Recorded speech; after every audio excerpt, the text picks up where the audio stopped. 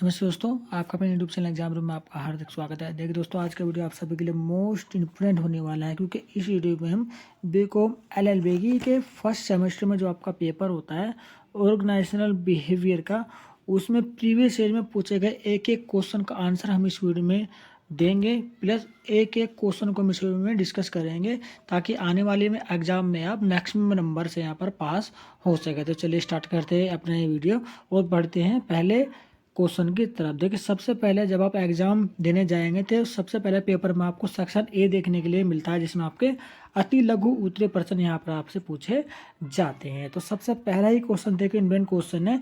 इसमें पूछा गया था कि संगठनात्मक व्यवहार को समझाइए। मोस्ट इम्पोर्टेंट क्वेश्चन है इस पेपर का। देखिए, पेपर का नाम ही है यहाँ पर देखिए ऑर्गेनाइजेशनल बिहेवियर, यानी संगठनात्मक व्यवहार, और इसी को समझाने के लिए सबसे पहले क्वेश्चन यहाँ पर आपसे पूछा गया है। तो इसका आंसर देखिए मैं आपको बता देता हूँ कि इसका आंसर आपने किस तरह से देना था और किस तरह से आप देंगे यदि आपका ये क्वेश्चन आने वाले एग्जाम में पूछा जाता है। तो इसका आंसर आपको कुछ इस तरह से देना है कि संगठन व्यवहार का मतलब है किसी संगठन में काम करने वाले लोगों के व्यवहार का अध्ययन करना, कि लोग संगठन में कैसे काम करते हैं और उनके व्यवहार से संगठन पर क्या प्रभाव पड़ता है का अध्ययन करना ही आपका क्या कहलाता है, संगठनात्मक व्यवहार कहलाता है। देखिए, यदि आप इतना लिख करके आ जाएंगे तो आपको बटे में से बटे मार्क्स यहाँ पर आपको आराम से मिल जाएंगे दोस्तों। चलिए सेकंड क्वेश्चन की तरफ चलते हैं।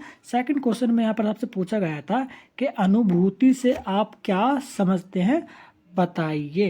तो अनुभूति क्या होता है इसके बारे में देखिए मैं आपको बता देता हूँ और किस तरह से इसका आंसर आपने लिखना है। तो अनुभूति का मतलब है कि एहसास करना। यह एक मनोवैज्ञानिक अवस्था है जिसमें व्यक्ति अपने अंदर सुख, दुख, लाभ जैसी भावनाओं को महसूस करता है, अनुभूति कहलाता है। तो केवल आपको इतना ही लिखना है यदि अनुभूति से बारे में आपसे कोई क्वेश्चन पूछा जाता है। चलिए नेक्स्ट क्वेश्चन यहाँ पर हम पढ़ते हैं कि अभिप्रेरणा को समझाइए। यानी कि अभिप्रेरणा का मतलब देखिए मोटिवेशन होता है। मोटिवेशन को यहाँ पर आपको समझाना है। तो यदि आपसे एग्जाम में क्वेश्चन पूछा जाता है तो इसका आंसर आपको कुछ इस तरह से लिखना है कि अभिप्रेरणा का मतलब किसी व्यक्ति के लक्ष्यों को पाने के लिए उसके व्यवहार को ऊर्जावान या सक्रिय करना है। अभिप्रेरणा एक आंतरिक बल है जो किसी व्यक्ति को काम करने और किसी खास तरीके से व्यवहार करने के लिए प्रेरित करता है, अभिप्रेरणा कहलाता है। यदि आप इतना लिख करके आ जाएंगे तो एग्जामिनर आपका एक भी मार्क्स यहाँ पर आपको नहीं काटेगा और पूरे के पूरे मार्क्स यहाँ पर आपको मिल जाएंगे। वहीं पर देखिए क्वेश्चन पूछा गया था आपका कि समूह को समझाइए। आपको ग्रुप को यहाँ पर देखिए आपका डिस्कस करना है, और यदि ऐसा ही क्वेश्चन आपसे पूछा जाता है तो उसका आंसर आपको कुछ इस तरह से देना है कि समूह का मतलब दो या दो से अधिक व्यक्तियों या फिर चीज़ों का संग्रह है। समूह का निर्माण किसी खास मकसद के लिए किया जाता है। इसमें हम की भावना होती है और आमने सामने का संबंध भी पाया जाता है को समूह कहलाते हैं। ठीक है, तो यहाँ पर इस तरह से यदि आप आंसर लिखेंगे तो आप मैक्सिमम नंबर से यहाँ पर पास हो जाएंगे। इसमें देखिए कथन भी दिया गया था कि नेता पैदा होते हैं, बनाए नहीं जाते। क्या आप इस कथन से सहमत हैं, और यदि हैं तो क्यों, उसी को डिस्क्राइब यहाँ पर आपको करना था।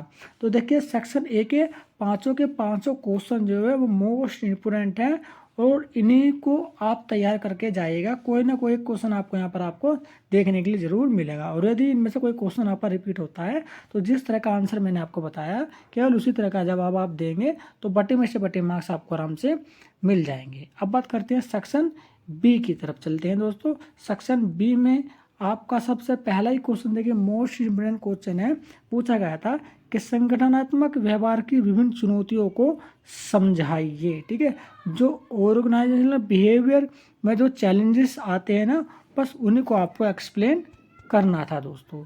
नेक्स्ट क्वेश्चन में पर देखिए आपसे पूछा गया था कि निर्णय लेने की भावना में समूह के योगदान का वर्णन कीजिए।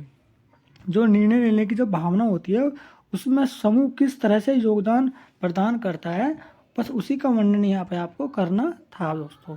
चलिए नेक्स्ट क्वेश्चन यहाँ पर देखिए, सेक्शन बी का ये लास्ट क्वेश्चन है। इसमें पूछा गया था कि नेतृत्व की अवधारणा को स्पष्ट कीजिए। जो आपका लीडरशिप होती है, एक्सप्लेन लीडरशिप कॉन्सेप्ट।